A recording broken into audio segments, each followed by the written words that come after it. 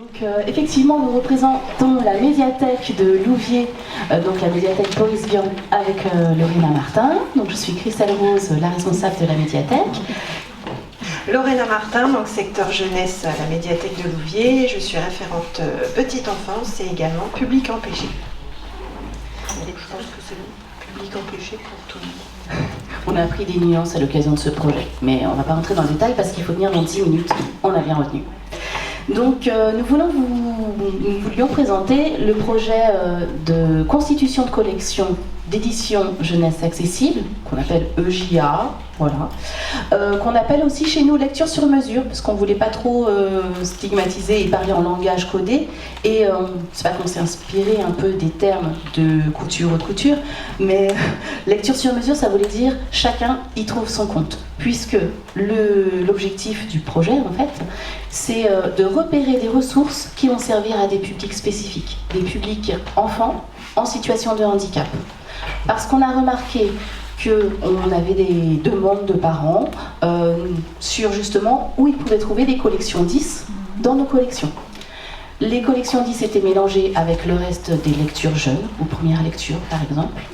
Et l'idée c'était aussi de faciliter ce repérage, bien sûr, pour le public quand il vient, mais aussi pour les professionnels, pour les collègues qui font l'accueil, puisque ce sont tous les collègues qui participent au renseignement du public sur ces collections.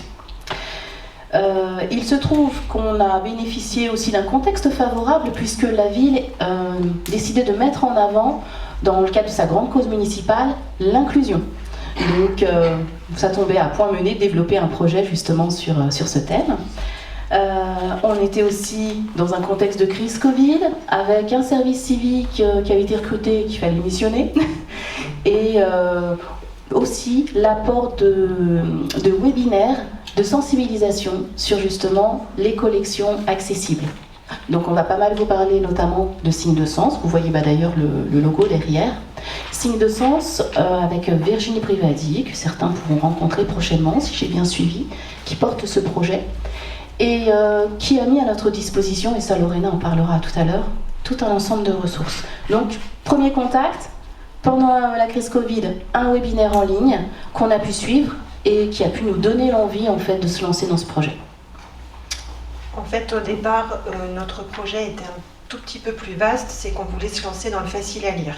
Donc on a commencé à travailler sur ces publics plutôt adultes et rapidement en fait au repérage des collections, on s'est dit quid des collections jeunesse et du public enfant.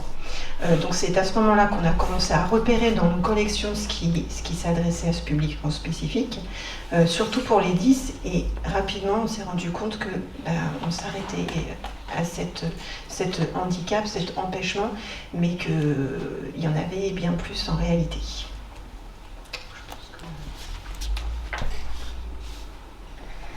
Donc pour nous il y avait deux enjeux. D'une part, repérer effectivement les collections déjà existantes, livres audio, collection 10, livres tactiles, ce qu'on pouvait déjà avoir, et puis aussi l'enrichir pour prendre en compte justement des situations qui étaient peut-être pas assez prises en compte, et puis aussi parce que c'était l'occasion, ou du moins l'opportunité de présenter un pan de l'édition qui était méconnu, et qu'on a nous-mêmes découvert justement dans le cadre des formations, et de se dire qu'on va le faire découvrir aux parents, enfin aux accompagnateurs aussi d'enfants, enfin voilà, au public, aux libraires aussi par le biais de commandes. Donc un repérage des collections, l'enrichissement de nos collections et aussi la communication autour de ça. Parce que la communication, on était conscient dès le départ que ça passerait aussi par les partenariats. Donc le fait de très tôt sensibiliser ceux qui allaient nous aider en fait à aller à destination de ces publics cibles, par exemple dans le cadre d'accueil de groupe ou dans le cadre aussi de communication d'information vers des familles concernées par des situations de handicap et des professionnels. L'autre élément de contexte qui nous a aidés, c'est qu'on est vraiment parti d'une demande en fait, je dirais émanant de la population. Vous savez, souvent on va être dans le participatif. Et là, il y avait un groupe déjà de parents qui étaient rassemblés par le référent famille de notre service vie familiale. En fait. Le centre social. Le centre social, voilà, le service jeunesse et famille. Et donc, il y a une référente famille qui organise justement des rencontres, des cafés, pour échanger sur des problématiques liées à la parentalité. Et ils ont constitué un groupe de parents d'enfants extraordinaires. Et justement, eux, ils avaient la volonté de montrer que leurs enfants, ils pouvaient faire plein de choses, et puis aussi de pouvoir aider les parents à repérer l'offre culturelle disponible, l'offre culturelle, mais aussi sportive, voilà, tout ce qu'on pouvait proposer. On a été invités dans le cadre de cette réunion, et on a été interrogés sur qu'est-ce qu'on proposait justement, nous, en termes d'offres. Et là, bah, voilà, ça nous mène à réfléchir et de se dire qu'est-ce que je propose, et finalement, est-ce que c'est bien repérable et facile d'accès? Est-ce que tout de suite on s'y retrouve? Ils avaient pour projet de faire un fabuleux festival. Autrement dit, sur une journée, de faire du hors les murs, en présentant justement toute l'offre accessible et en mettant en avant des publics mixtes, en situation de handicap ou pas, pour montrer qu'on peut faire des choses ensemble. Et donc pour nous, ça a été aussi la deadline, de se dire, on avait 7 mois devant nous, pour pouvoir justement présenter quelque chose, voilà, présenter nos collections. Donc là, en fait, l'appui des partenaires, il est primordial en fait dans ce genre d'action. Je pense que c'est vraiment une des conclusions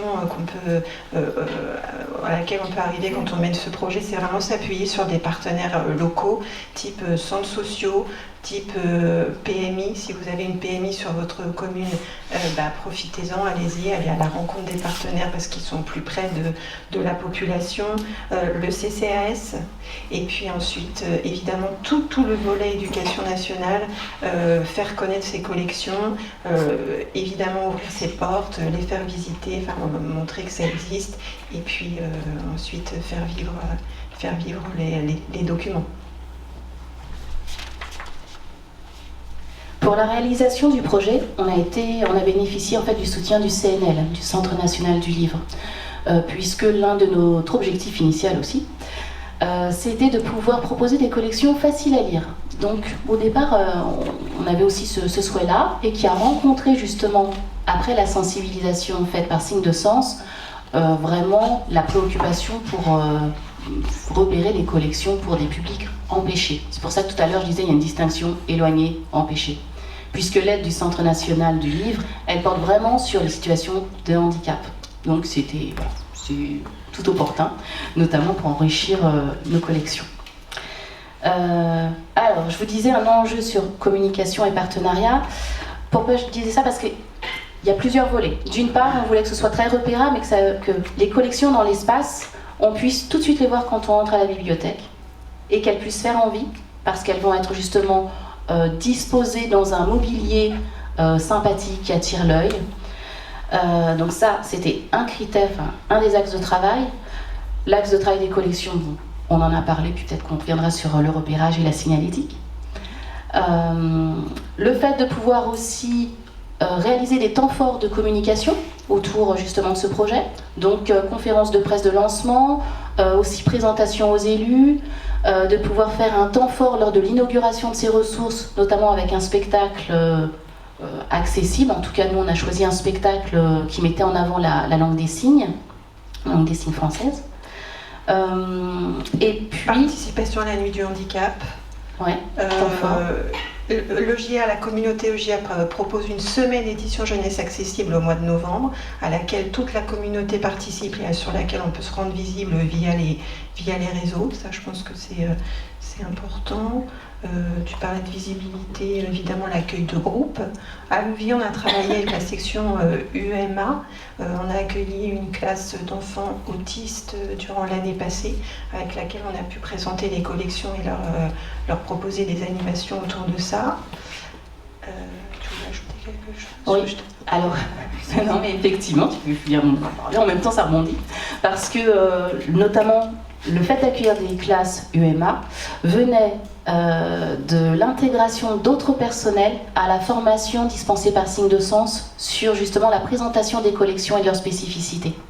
En fait, on avait avec nous des représentants, notamment du CCAS, pour qu'ils connaissent ces collections, qu'ils comprennent les enjeux, qui ont suivi cette formation, tant sur l'édition jeunesse accessible que sur le facile à lire, qui pour nous, sous certains aspects, répond aussi à la demande de publics empêchés. Et aussi d'animateurs, notamment de périscolaires, qui eux, du coup, ont déjà un ancrage aussi dans les écoles. Et ça leur permettait de connaître ces collections en se disant pourquoi pas les intégrer au BCD, ou au contraire, quand on vient sur place à la médiathèque, on sait qu'on peut aussi trouver ça. on est parti du principe qu'ils étaient aussi des relais. Le fait qu'ils suivent la formation avec nous, ça a été très porteur. Parce qu'aujourd'hui, même si on a rencontré des difficultés pour la mise en place, notamment de la dimension itinérante, on pourrait dire, de ces collections, parce que ces collections, elles étaient aussi, et elles sont toujours, destinées à circuler tant au CCAS, en salle d'accueil, que dans les centres sociaux de la ville, que dans les structures aussi, telles que IME, par exemple, l'Institut médico-éducatif qui nous demanderait, ou IMPRO, ou ESAT, voilà. L'idée, c'est que ces collections, elles peuvent circuler, et donc il fallait une forte sensibilisation des acteurs du médico-social. On a aussi été appuyé par l'agglomération, donc Seine-Nord, qui a une cellule spécifique sur ça, et pour le coup, à qui on a pu présenter, à la chef de service, donc ces collections, qui a aussi relayé notre communication vers toutes ces structures, tous ces acteurs.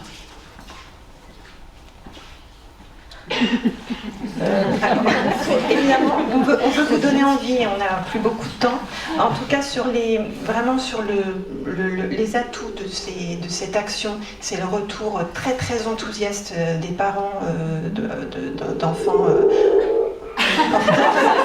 handicap. Ce qu'il faut aussi se garder à l'esprit, c'est que le JA il est lu et emprunté par tous les enfants, et ce qui est vraiment appréciable dans ces documents, que ce soit du braille, de la LSF, vous pouvez le décliner sur plusieurs générations et travailler notamment dans les EHPAD avec. La qualité de travail aussi entre collègues, le travail transversal, c'est vraiment une meilleure connaissance de ses collègues, les contraintes de service de chacun, et je pense que en se connaissant mieux, on travaille beaucoup mieux et on va bien plus loin. Un gros plus, c'est la communauté EJA, et là vraiment il faut saluer le travail de Virginie Brivadi, qui est un super référent, qui est en total appui sur les bibliothèques qui se lancent. Elle propose des kits clés en main. Elle est très réactive, elle a un kit clé en main. On a toujours assez de place. Bon, à Louviers, on a beaucoup de place, mais on a toujours assez de place. Il n'y a pas de contrainte de mobilier. Vous faites avec ce que vous avez, en tout cas au début, et puis tout est possible dans le temps. Nous, on reçoit un nouveau mobilier sur la fin d'année, mais jusqu'ici, avec ce qu'on a. On a coupé le micro. En tout cas, lancez-vous, parce que c'est une bonne expérience. C'est facile à faire dès lors qu'on est motivé, qu'on a des partenaires. Et facile à lire.